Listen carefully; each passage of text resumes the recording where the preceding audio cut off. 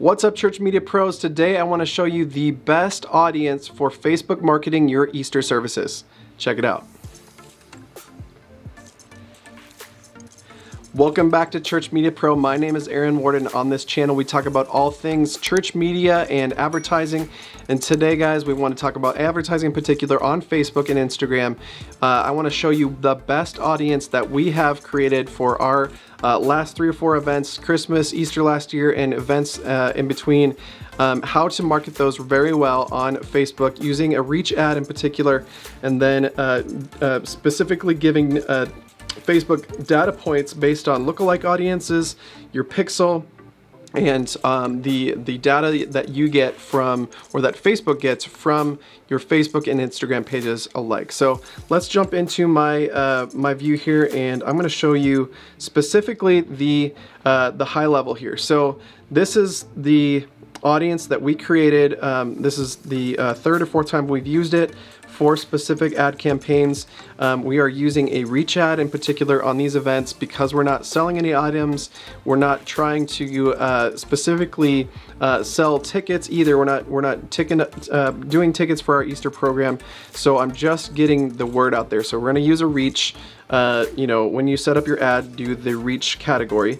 So the audience here is Eternity Church lookalikes, Clive plus 80 kilometers. This is what the name is. That doesn't have anything to do necessarily with the audience I'm going to create for this, but this is a multi-layer audience. So what I've had to do here is create lookalikes based on our Facebook page, create a Facebook or a lookalike based on our Instagram page, create a lookalike based on our website traffic, and then I've also put in some exclusions here: Eternity 3-day Facebook exclusion and Eternity 2-day Facebook exclusion or Instagram exclusion. Those are really important, guys. Those are things that I've learned from other Facebook and specific church related influencers, so check those out. But what we're talking about here is anybody who's interacted with my Facebook page in the last 365 days. Facebook is going to look at people or send this ad to people that look like that. That's what a lookalike audience means. So I'm also going to have Facebook look into the last 365 days of my Instagram.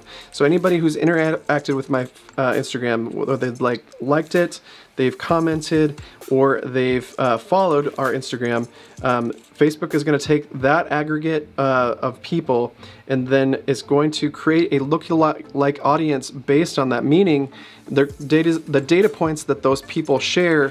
Facebook is going to go looking for more people within that audience that share the data points that are created by the Instagram 365. So I hope that makes sense. And then if you don't have a pixel set up, guys, you have to have a pixel set up in order for Facebook to track your website data as well. So install the pixel, and then Facebook will track people's interactions with your website. So just page visits, checkouts, and any interaction at all can be mapped to the Facebook pixel, and Facebook can take that information and use that for your ad audiences. And so we've set up an audience that's view content specifically, which means gone to a couple pages really more than anything else, but view content 180 days, and then set that up as a lookalike as well. And in these lookalike audience, I want to show you this real quick. When you create a lookalike audience, why we do 3% of the population versus 1% of the population. So you put in your data source here, you create your lookalike, and then when you have your 1, 2, or 3%, this is what percentage of the people that share your share the data points that along with the people that are already interacting with either your pixel, your Facebook, or your Instagram, that Facebook is going to serve these ads to. So what we're looking for is a broader audience on a reach specific ad set. So if I was going to do a sales specific one, I would probably do a 1%, just because I want to drill down super specific to people that are really going to purchase. But because we're doing more of a reach based one, I'm going to go to 3%. And this is what I'm going to use for churches in general. More often than not, I think a wider net is better for church advertising rather than sales advertising. So use the 3% there, and that's just the basics of why we do that. It just gives you a wider audience, and Facebook will take outliers outside of your specific data points with your lookalike audiences. And then set up these 2 specific exclusionaries. So one being every 3 days, if a person on Facebook sees your ad, it won't serve them that ad again for 3 days. That's basically what this exclusion is doing. And then eternity 2-day Instagram exclusion is a little bit different. People use Instagram more often on a daily basis, so it's okay to hit them a couple more times, because when they're cycling through their feed, they're moving through it faster in general, and we want to hit those people more often than we want to do on Facebook. That's just a general rule, something that I've learned from another influencer, like I mentioned before. And then last but not least, make sure that you do a location exclusion as well on these. So setting up a radius around your location is super important when doing these, because you want people in the seats.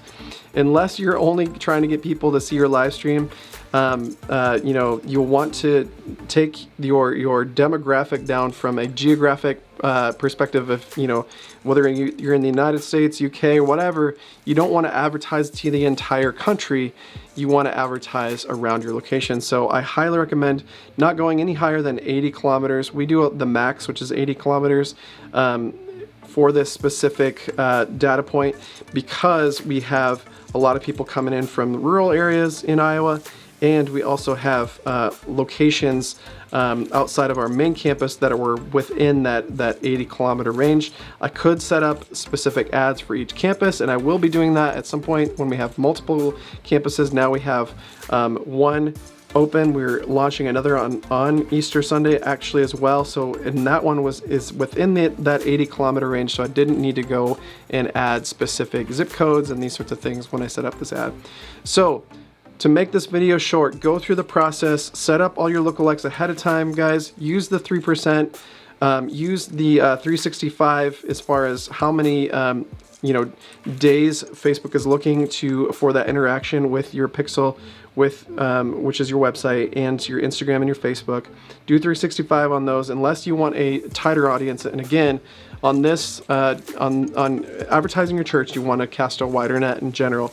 So let Facebook do all the work for you. Don't try to put in, some audiences that are based on, other people.